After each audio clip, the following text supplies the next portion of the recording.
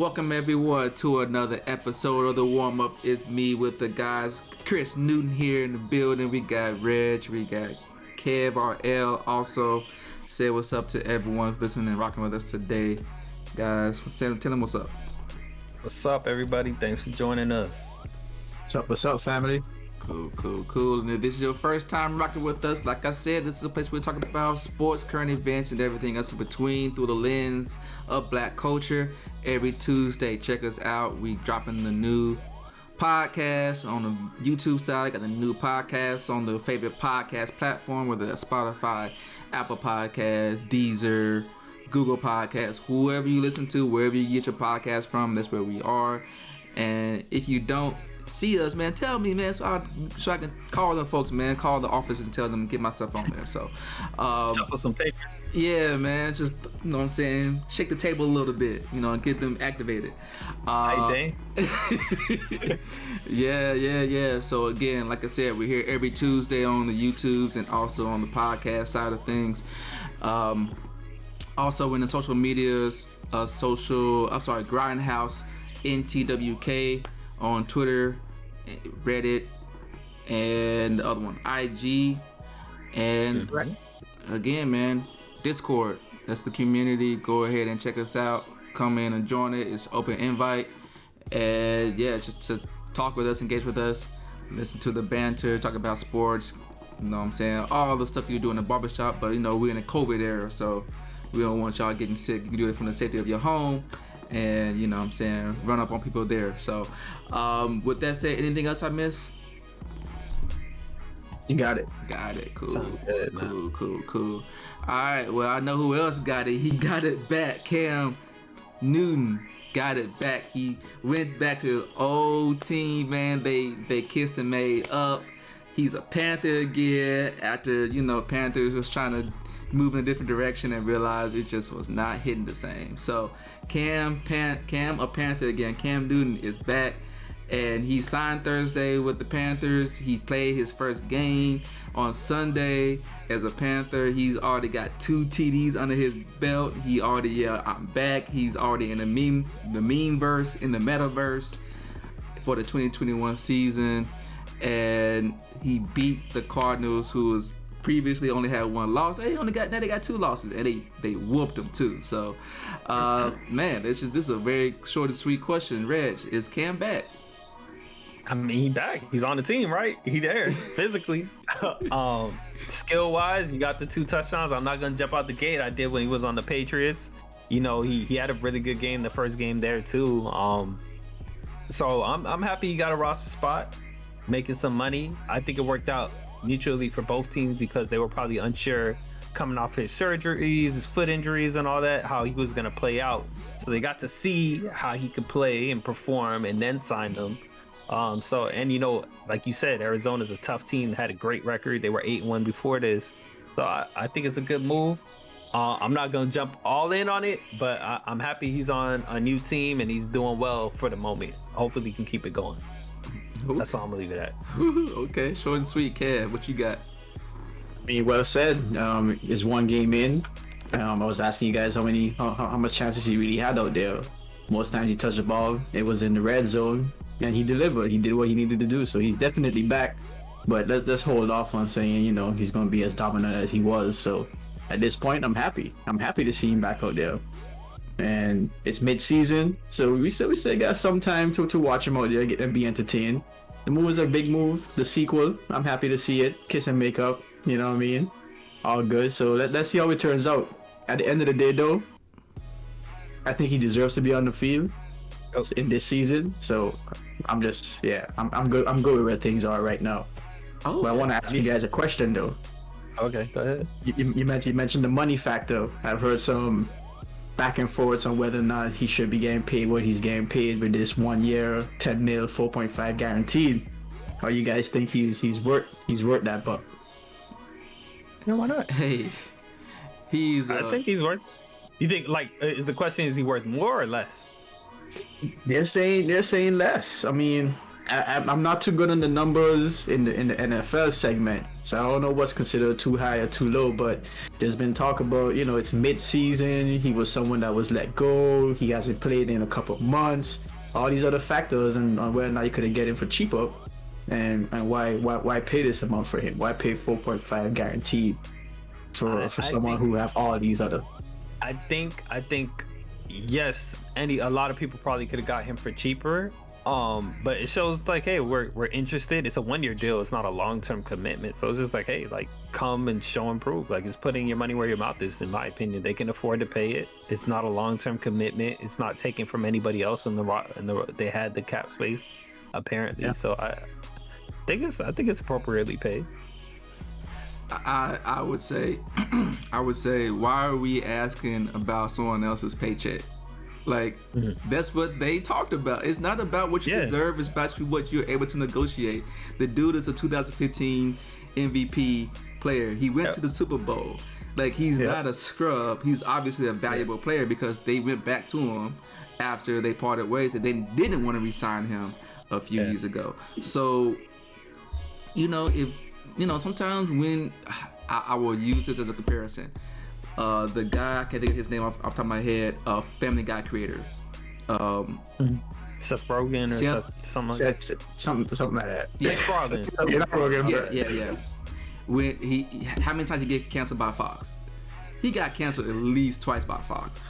And guess what? They kept coming back because what happens? He ended up going to TBS or Cartoon Network, and they started playing his old episodes, and they saw how much traction it gained. And then guess what? When they came back to the table, he's like, all right, bet, more money though. Like, you've already seen it's a proven formula, and it's the same thing. When you part ways or you are unwilling to do something, sometimes it's at the detriment of the player. See example, Dennis Schroeder. Sometimes it's at the advantage or disadvantage of the organization. See Cam Newton. $10 million is nothing. You know what I'm saying? So for 1 year too, like it is. Yeah. It's this season and that's it. If it works out, it does. It works out. If it doesn't, it doesn't. Yeah. So I mean, at the end, I understand the question. I don't know how relevant. Like, why does it matter? I know you're not asking that question like they're overpaying them, but it's really more so like the people who are mad. Why are you mad? Yeah. I think the bigger point, and again, I'm not gonna jump out the gate, but if he can continue performing at this level, I think he's also showing that not only does he deserve to be on the league, he deserves to be a starting quarterback. Yeah. And that was the other question lingering around his name outside of pay and whatnot. Yeah. So do you guys think he's top 32 quarterback? I mean, it's a very small sample size right now. Let's let him cook. Let's give him a couple weeks, like at least 5 games before we could say a comment like that. Well, I'm just saying, like, does he deserve? In other words, does he deserve to be a starting quarterback? Not a backup. Exactly. Not out the league. Hey, I think he's there right now. You got to show and prove though. Like, he got cut for a reason. You got to show and prove. He got cut because of Mac Jones and some potential COVID situation. So. I mean, they said it wasn't the COVID, but I mean, they committed to another direction. Yeah. It wasn't like, again, that's a good point. It wasn't a lack of performing. Like, he wasn't performing at a level that we're gonna cut you. They just wanted to just go ahead and bet the future on Mac Jones. Yep. Yeah. Which seems to be working out for them too. Mm-hmm. He wasn't doing extremely well either the season prior. It wasn't like we saw the best of him. But again, there were some factors that played into that. But at the end of the day, we could go off of what we saw. Mm-hmm. And we didn't get to see as much great play from him as we wanted to last year. Mm-hmm. Yeah. Okay. So then, now that Cam is there, he's gonna want to be the leader. He's gonna want to be the captain. He don't want to play as a role player, as Kevin Durant would say, just one of the guys. He wants to be the guy. So and he said that about the Mac Jones situation. He felt like, if I was there in the locker room, it would be a distraction. Exactly. He knows who he is. He knows what he brings to the table. Exactly. He brings a lot of brim hats. So with that said, what do you guys think about Sam Darnold? Like, y'all think he's going to be able to stick around? Like, this is kind of like you can't have 2 starting quarterbacks there. What do you think is going to happen to Sam Darnold going forward? Or Cam Newton. This could be a rental until next year.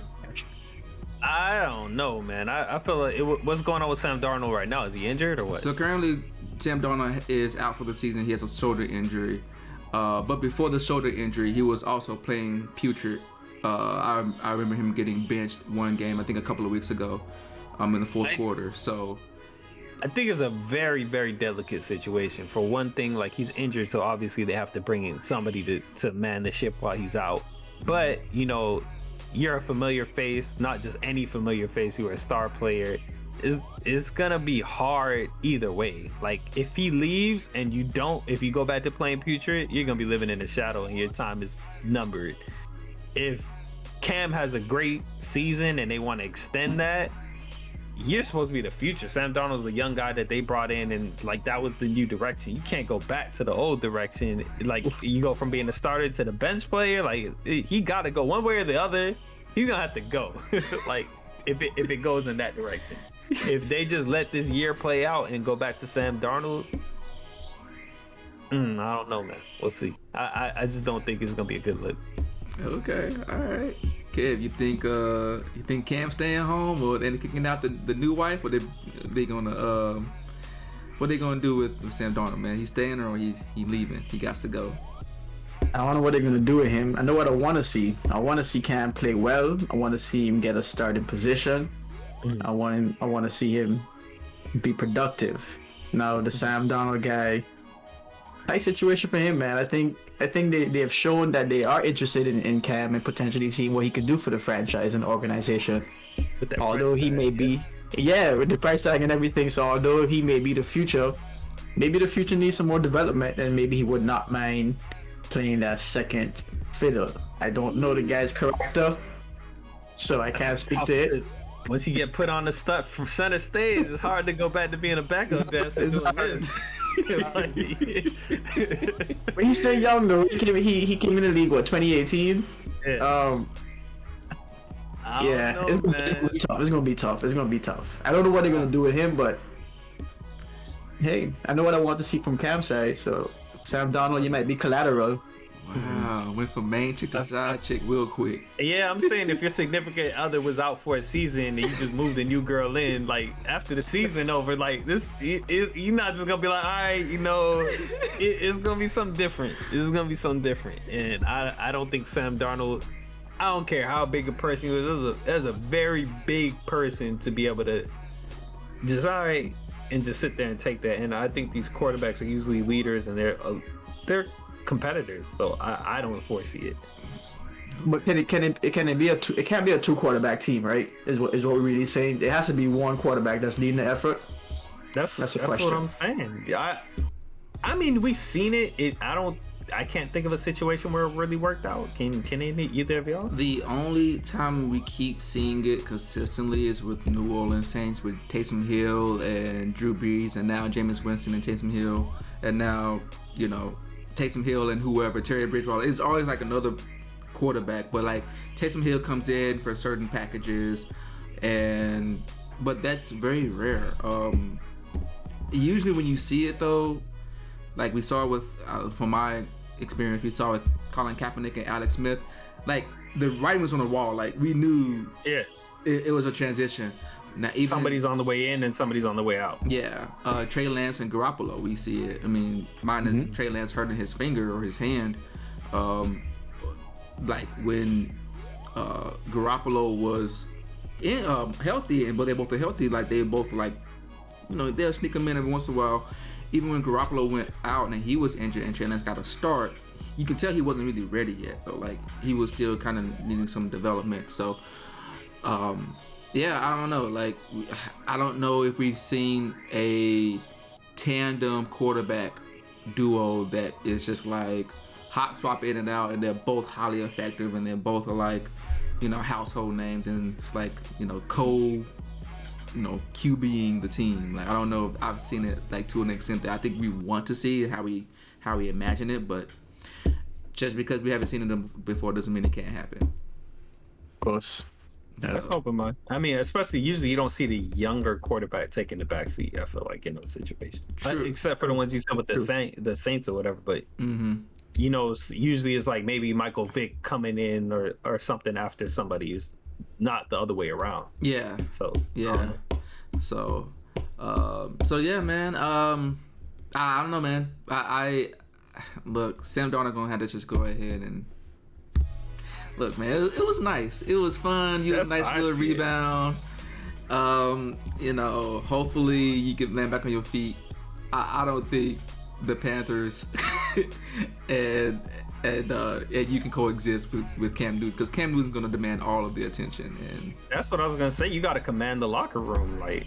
Yeah. So, it's unfortunate. I mean, my condolences to Sam Darnold at this point. I mean, it's not his fault. His injury was his fault. His performance is his fault. Yeah. But his injury was his fault. I just felt like I was saying before. I felt like if it's not gonna be Cam, it's just gonna end up being somebody else. Because like if Cam does good this season, even if he leaves, you're gonna be like, well, you're not as good as the guy who just left. So yeah, see, and now you got to play with that for the rest of your. Yeah, you're gonna be in the shadow. That's what I'm saying. Yeah, you're gonna be in the shadow, because especially like if it was just another quarterback, it was the guy who was that. That was where his career was. That's, you know what I'm saying? Like it's all the coaches, whoever's left over, all the personnel. Yep. I don't know. All right, well, RIP to Sam Darnold as a Panther, man. We're gonna put a pin in that. Nice little tidbit though. We'll share this, that Cam Newton's probably had one of his better percentages throwing, 3 for 4 passing, 75%, QBR is 116. So 8 yards total, by the way. So I put that in perspective. So yeah, of course. 3 for 4 and 8 yards is not great enough. Yeah. It's not. So, but no picks, no turnovers. So yeah, you got to start out somewhere.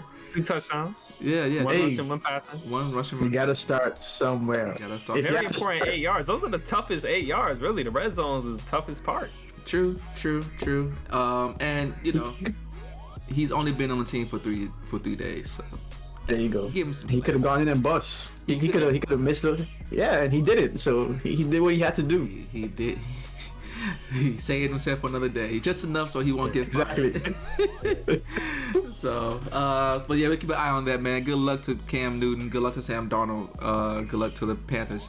I don't think you guys make it to the playoffs because it's a tough division, but we'll see. We'll see. Y'all 5-5 now, so we'll keep an eye on that. So, speaking of standings, we're gonna move on to the NBA. Switch to the other side. We got, man, a bunch of stuff that we didn't expect to see. We got the Western Conference, got some familiar faces in the standings. Not in the order that we would expect. We have the Warriors number 1 and 9-2. We have the Suns, who are number 2, and they've been kind of quietly killing their opponents. And then you have the rest of your players, the Mavs, the Jazz, the Lakers, the Nuggets, they're all just kind of starting to formulate and coagulate down in that middle to bottom tier. You have the Grizzlies out there right below 500, and then outside of that, you have the Portland Trailblazers, who are number 9 in the position, which is not the best people who want Dame Lillard to stay in Portland. And then on the flip side, man, it is crazy, man. We got Cleveland Cavaliers, they're relevant, and not just for being mediocre as a town. We have we have the Wizards. Hey, look, some people don't even like Ohio. Let's keep it real. Shout out to Cleveland. One time. Yeah, man, we got Wizards, man. They're the top, man. Like they're 8-3 or 9-3. They got the Nets, who's supposed to be there. We expect them to be there. We got the Bulls. Yep. You know what I'm saying? They had the big signings. And then we had the Heat at number 5. Like I said, the Cavs at number 4. Sixers, Knicks, and Hornets running at the bottom 3, or the bottom 3. People who are not in there, if you have not noticed me saying, the Bucks, they have not made it into the top 8 yet. We have not seen the Hawks, who was supposed to be the GM survey. I remember them saying that the most promising young core. Well, they're looking very immature right now. They have not came to play. Who else am I missing? The Celtics. Where are they? And they're at the bottom, bro. So, hey man, this is just a very unfamiliar standings, the way things are looking out so far, the way things are playing out in the first 15, almost first 20 games of the season. And yeah, we just gonna talk about some of the things that stand out to us about some what's going on so far in the NBA. So, Kev, man, what strikes you as the most interesting team that just kind of came out the gates, either hot or cold, like slow start or fast start? What's the most interesting story, or what grabbed your attention the most? I'll tell you this, the Bulls. Although I'm a Warriors fan, I'm watching the Warriors. I expected them to come out with some momentum from last season, and they're doing just that. So kudos to the Warriors. Sometimes when you do what expected, you just don't shine as bright. Bulls, on the other hand, I mean, I was watching them at the end of last season when they were almost trying to get into that play-in and do something within the play-in. Levine just didn't have it in him to push them over the ledge. But I saw a lot of potential there for the Bulls. So to see how this season has jumped off, it's very interesting. I didn't expect it to be like this right off the rip, but I expected them to be contenders, to be number 3. It's kind of good to see, because that's a city that basketball, is a pretty big thing there, and the main man MJ made that city great. And since then, there's been moments where we think it's going to have a little bit of limelight, and it hasn't really shined as bright with D-Rose. some of the pick, D-Rose and all those other guys. Mm-hmm. But now with the pickups that they have, I'm not too surprised, but I'm very interested in keeping an eye on seeing what they do. Alex Caruso, Lonzo Ball, DeMar DeRozan, good pickups, and they seem to be gelling. I like it. Okay, all right. The Chicago Bulls, Lonzo Ball, the bust of the decade, according to some people who are not here. Reg, you got anyone different, or you want to share with us what you thought? I'll say on the West Coast, the Lakers, this is gonna be hype beast, and people obviously wanted them to fail. I am surprised they're struggling that much. Between that and the Blazers, like them being 9th seed is a little surprising, but I think they'll make it to be playoff bound by the time the season's over. If they don't, I think it's about damn time to take the show somewhere else, to be honest.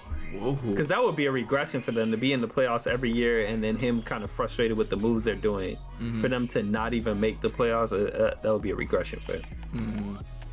Okay. Those are the surprises I see there. And then for the East Coast, I don't think it's surprising to see the Heat coming out the gates hot. I know they're on a slump right now, and Jimmy's a little injured, but seeing Tyler Hero get it together, and a lot of those players keep building on the success with Duncan Robinson and Tyler Hero coming back to it. Bam Adebayo doing his thing. I think that's pretty good. Nets, I know we said number 2. We were kind of like, oh wow, we expect them to be there, but there was a lot of uncertainty and doubt with Kyrie being out. So for them to be up there, it's a nice. It's nice to see them being successful despite the struggles and all the uncertainty.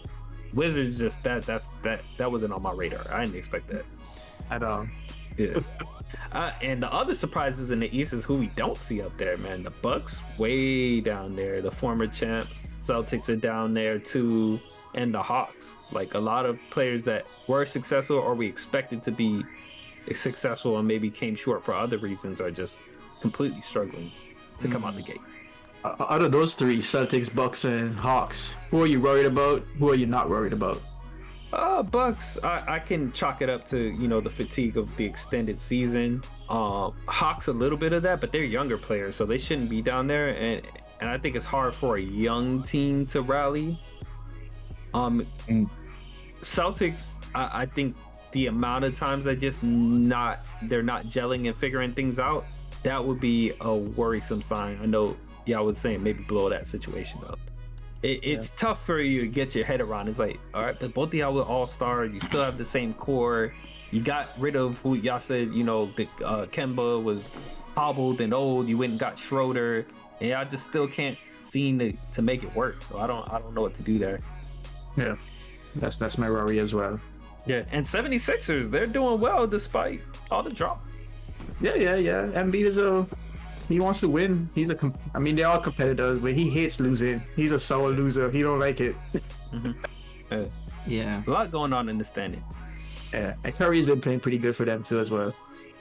Oh yeah, Seth Curry. Yeah, like looking at their playoffs last season, I was like, yo, he solidified his own name.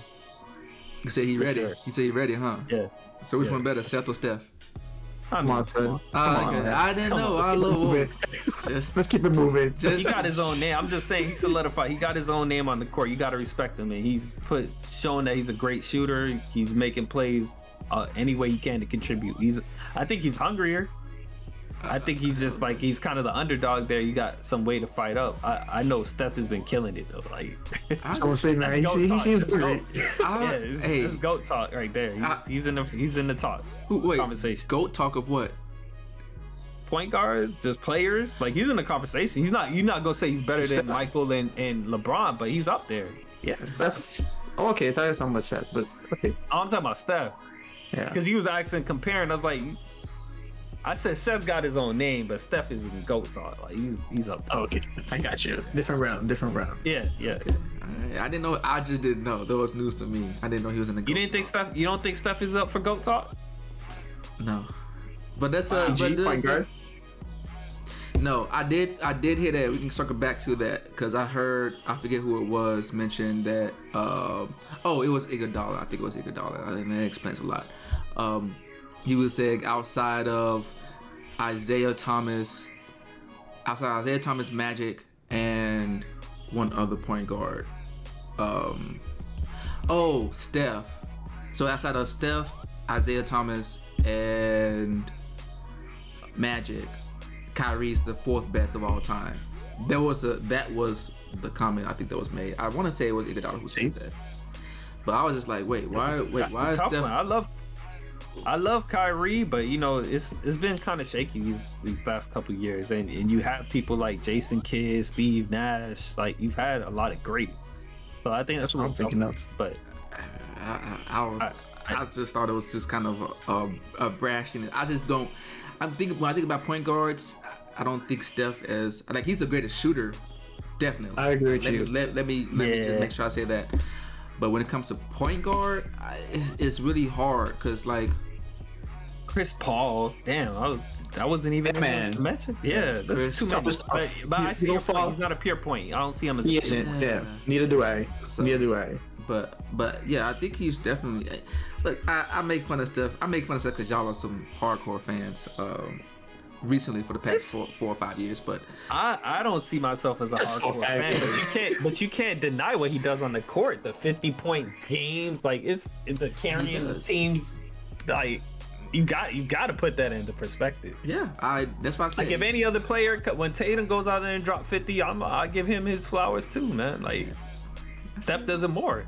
Yo, Tatum is a beast, man. Yeah. KD, like, there's certain guys that just like it's tough, man. These guys are just beyond certain levels of containment, and Steph is one of them. You can't really contain him. You can't contain KD, and I think with Jason Tatum, no one could really contain him. I think he beats himself on certain nights. Mm-hmm. But like some talents, man. We're being entertained right now. We got some talents. Yeah. So, but no, that's fine. I know we got off the tangent on that one. When y'all start saying stuff about Curry, I gotta hit you with the hot questions. Hit you with the hot questions. So I want you to make sure I understand where your position is. That's all. I want you to make sure. Get it on wax, because that way I can just run it back whenever you say something. But yeah, to be honest, man, my biggest surprise is, I'm not a Warriors fan like you guys are, but I can acknowledge that 9-2, and they recently just lost to the Charlotte Hornets is something that you don't expect. 11-2, correction. I'm sorry. Did I say 9-2? 11. Yeah, 9-2, but it's okay. Yeah. It's okay. He's trying to save the points. I understand. 11-2. I mean, is it that to Kev's point about him not being surprised? Is it that surprising given how well they did? I mean, relatively well. Obviously, other teams did better, but how they did last season with the injuries and personnel they had, and such a young core, that adding more time and experience, that they just got to that next level. I mean, I don't think that. So to answer your question, yes, I would expect for there to be some advancement. because they did come on late and it started to gel late in the season, and that's usually what happens with most teams, especially when you have a bunch of new pieces or moving pieces, which is what we say about the Lakers right now. Like, give them some time. Yep. It's only 3 returning players. They all gonna come back in jail and figure it out. What I didn't expect it to be was for it to be so far ahead of everyone else to where like they're clear cut number one as far as standings goes. Like they've beaten, or they've won off. Like, I think they won 9 straight. I think that's what it was. I think they won 9 straight or 7 straight. 9 or 8. 9 or 8. Yeah, one of them. Yeah, and they finally, like I said, they finally lost to another young Charlotte team who, you know, they're kind of trying to get together and gel and all that stuff.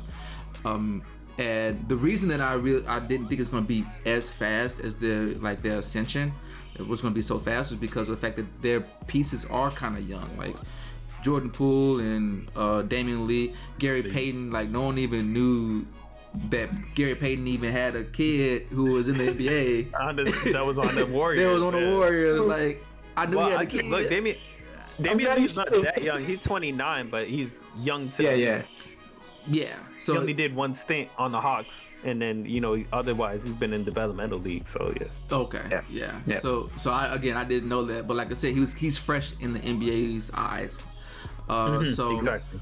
So yeah, these people are making an impact off the bench. You have Iguodala, who came and he does whatever he does. Make the team better. Oh yeah, finishing alley-oops and everything. He's been showing his athleticism. He does. He has. You know, Draymond Green, he's making layups now. He's actually taking shots. He's being more assertive now. Like, he made a 3, bro. He made 1 3. He used to do that on the regular. He used to do it on the regular. Yes, I know. And you know, again, we saw the recession or the regression, where he just was becoming an offensive liability almost to some degree, and now he's finding himself to be more assertive. So I think it was just it's.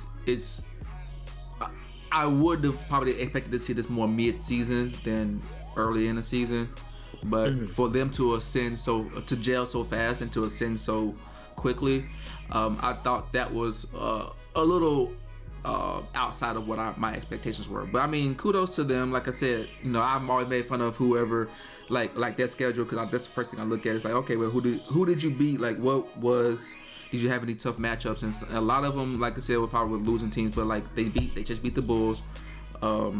They beat the Lakers, even though, like I said, they're trying to gel as well. But like they got a couple of wins. They're gonna have a tougher week tougher month this month, like the next 1 or 2 weeks, by having some more formidable opponents. They got the Suns coming up in a back-to-back on a home game, and you know they're number 2. Right, so they've been quietly just been beating. I mean, they've been knocking some teams out 30-point games, and then it just looks like a blowout after halftime. So, question to you: I know with the history of your team and how you felt about them so far. So with KD gone, and Klay's out, you still have Steph and Draymond, but a lot of the other players have shaken up. Okay. So I know how you felt about Mark Jackson building the team and being a key contributor to the success they have, and Kerr taking over the reins. Sure. With him doing what he's doing now with these younger players, and he even talked about it. When people were like, they thought it was a jab at KD, talking about, oh, how did you feel about this season, the season they were losing after the KD loss, where he was just saying there was less expectations and more grown people. Mm-hmm. Do you feel like Kerr's kind of proving himself in your eyes as a coach? Well. Yes, to answer your question, because it's not that I never thought that he was a good coach. I guess the things and the qualities I look for in a coach is basically how well can you do with lesser talent, and also how well can you manage really good talent. I think there's multiple ways to look to gauge a coach in their prowess. And we've seen it with Eric Spoelstra, with he had the best of teams, and he had the most mediocre of teams, and both ends of them, his teams are really hard-nosed defensively. They both play defensively. They play sound game schemes and everything like that. They don't. It doesn't waver with the talent, if that makes sense. The effort's always there, and you can always see like his fingerprint or his DNA in the team. And I think that's also like essential for almost any coach. Poppy's right now, their team's like 4-9, but they're playing hard every day. That's the sign of a good coach. With Kerr, I know he came from off the Pop branch already. Anyways, like he was an assistant coach for the Spurs. So it's not that he didn't know how to coach. I think it was more so we just needed to see. I needed to see it. I don't say we. I would say I needed to see it. It's easy to win when you kind of like already like you're brought into a team that already kind of has some camaraderie. They've been there for a little while. They're a little bit more homegrown. The structure is in place. The infrastructure is in place. Versus like you go into a team that nobody wants to go to, that like has no jump off point, no springboard or anything like that. Like Brad Stevens, like when he came into the league as a head coach with the Celtics, it was a bunch of like role players. Like no one knew anyone on the team, and then he had them playing like they were household names. So yeah, I think it's better. I think I would give more credit to Steve Kerr this year for their performances than I can't be like, hey, we're back in 2015. 6 years ago. Like, but I mean, you had a valid point. That's why I asked the question. Like, okay, Mark Jackson built this system. Okay, you got KD on a system that's already built. But now how they've dealt with the adversity between last season and this season. Like, kind of shows like, okay, this is what you can do. Yeah. So, that's kind of what I look for in coaches and in coaching. And I thought when Albert Gentry left, I thought the defense was going to waver. It didn't waver at all. That was like way back, a few years ago. Then they lost. They had that lull of 2 seasons where like people were either injured or like out like completely. And those were growing pains. Like they were losing a lot of games. I think that was the time to start to grow, to teach and grow and all that stuff. So he just took the time to like, hey, let me go back to the drawing board. Like let's retool. And even Jerry West is not there anymore. So like I can't even say well Jerry West had his fingerprints on what happened with the off the season moves and stuff like that. So I mean if the trend goes this way, if he gets coach of the year, I can see why. I wouldn't be against it. So yeah. But yeah, I think that's my big surprise as far as the West Coast. My biggest disappointment though, oh my gosh, Boston Celtics. Let me talk about these folks. You have two All-Stars, right? Yeah. Man, 2 All-Stars. They sent both of them boys to represent the city of Boston. Yeah, Jaylen Brown, the East Coast, Jason Tatum, and they're really good players. Like, phenomenal. And you have Marcus Smart, who is basically kind of like your Draymond, your de facto Draymond Green, Hart, outspoken player who's gonna do all the dirty work for you. He's been there since his rookie season in 2009? Oh no, 2014? No, I forget. Let me not stretch my jumps. Yeah, let me not jump into that round actually. But yeah, you have him in 2014. That's Marcus Smart. So you had Marcus Smart. You got Dennis Schroeder, who's just come off of a championship caliber team. They didn't win, but Dennis Schroeder's been exposed to people or whatever, and he's actually played well in the Lakers. He's played well in Thunder. So now you've upgraded your weak spot. You still got Al Horford. I mean, he's a little old. He's probably on his way out. But what are they doing? Like, I don't like the record doesn't resonate with me with respects to like. Doesn't reflect the talent. You're 6 and 7. You're 10th place in the standings, and you have Marcus Smart, Jaylen Brown, and Jason Tatum who are healthy. Now, to be granted, technically, I believe Jaylen Brown is out right now, but that's like, it's nothing catastrophic, not a catastrophic injury. You still had Jason Tatum and stuff, and the way I'm looking at it right now, Jaylen Brown is PR 21. Like, he has a better PR than Jason Tatum, which is 15, which is not that great. You know what I'm saying? So I don't know what's going on with Jason Tatum. I don't know what's going on with the Celtics. It's a new coach. Maybe that's what it is. But like, this is the second year that we've seen both of these young stars who we keep saying like they got the talent. Like, we've seen them make big shots, big moments, and all that stuff, make it to the playoffs. And like, just not be able to like do anything relevant. So look, I'm gonna get this stuff together. Otherwise, honestly, I really feel like this is a blow the team up moment. Like, maybe they've reached the apex together as a cohesive unit. They need to kind of break off and go and find their own way. Maybe send off one or the other, and then allow for both of them to grow. We've seen it happen before with certain some superstars, some stars. Stackhouse and Iverson, if you guys remember way back in 98. Oh yeah. They're like, Stackhouse, you got to go, because Iverson is like, he just demands so much. And Stackhouse didn't like it. So like, sometimes you just gotta do that. And I think this is one of those times, like, I don't see this marriage going too much further. So that's my surprising moment, I think, for the East. I mean, outside of like Cleveland being relevant in basketball without LeBron, so that's a separate issue. How long would that last? Are we worried? Oh wow, are we worried about the Bucks? Nah, I'm not too worried about them. They just came off of their championship high. They'll be fine. They'll get it back together mid-season. So yeah. So with that said, man, anything else y'all want to add? Like, I mean, we just kind of just freeballed this one with we didn't have any debate topics, like nothing heavy, but you know, just kind of expressed our opinions about what's going on so far.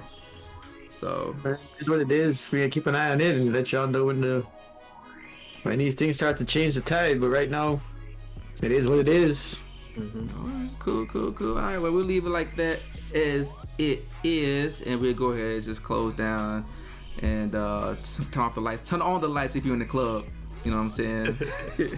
So with that said, we'll go ahead and do the sign offs, man. Reg, man, I'll let you go first. Do we have a factoid this week? Nah. He didn't send you one? All right. Nah.